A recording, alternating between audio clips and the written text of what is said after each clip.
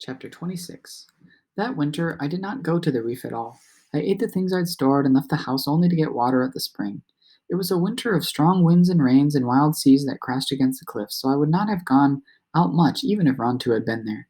During that time, I made 4 snares from notched branches. In the summer once, when I was on my way to the place where the sea elephants lived, I had seen a young dog that looked like Rontu. He was running with one of the packs of wild dogs, and though I only caught a glimpse of him, I was sure he was Rontu's son. He was larger than the other dogs and had heavier fur and yellow eyes, and he ran with a graceful stride like Rontu's. In the spring, I planned to catch him with the snares I was making. The wild dogs came to the headland often during the winter, now that Rontu was gone, and when the worst of the storms were over, I set the snares outside the fence and baited them with fish. I caught several of the dogs. the first. Sorry.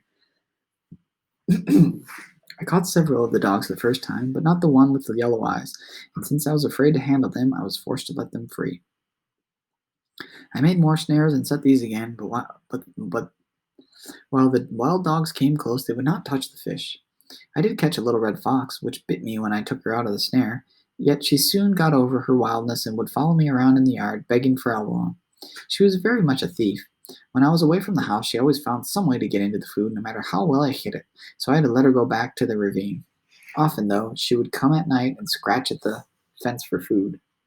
I could not catch the young dog with a snare, and I was about to give up trying when I thought of the tulash weed which we use sometimes to catch fish in the tide pools. It was not really a poison, but if you put it in the water, the fish would turn over on their backs and float. I remember this weed and dug some where it grew on the far side of the island. I broke it up into small pieces, which I dropped into the spring where the wild dogs drank. I waited all day, and at dusk the pack came down to the spring. They drank their fill in the water, but nothing happened to them, or not much. They frisked around for a while as I watched them from the brush and trotted away. Then I remembered Juko, which some of the men of our tribe used and is made from ground up seashells and wild tobacco. I made a big bowl of this, mixing it with water, and put it in the spring. I hid in the brush and waited. The dogs came at dusk. They sniffed the water and backed off and looked at each other, but at last began to drink. Soon afterwards, they began to walk around in circles. Suddenly, they lay down and went to sleep. There were 9 of them lying there by the spring. In the dim light, it was hard to tell the one I wanted to take home, but finally I found him. He was snoring as if he had just eaten a big meal. I picked him up and hurried along the cliff, being frightened all the way that he would wake up before I reached the headland. I pulled him through the opening under the fence and tied him to it with a thong and left food beside him to eat and some fresh water. Before long, he was on his feet, growling through the thong.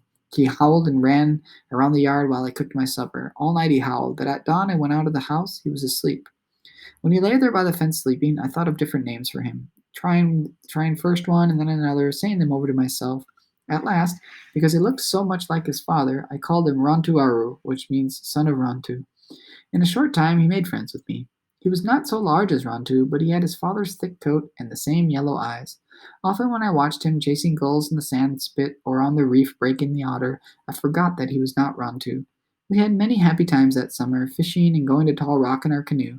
But more and more now I thought of Tutok and my sister Late. Sometimes I would hear their voices in the wind, and often, when I was out at sea, the waves that lapped softly against the canoe.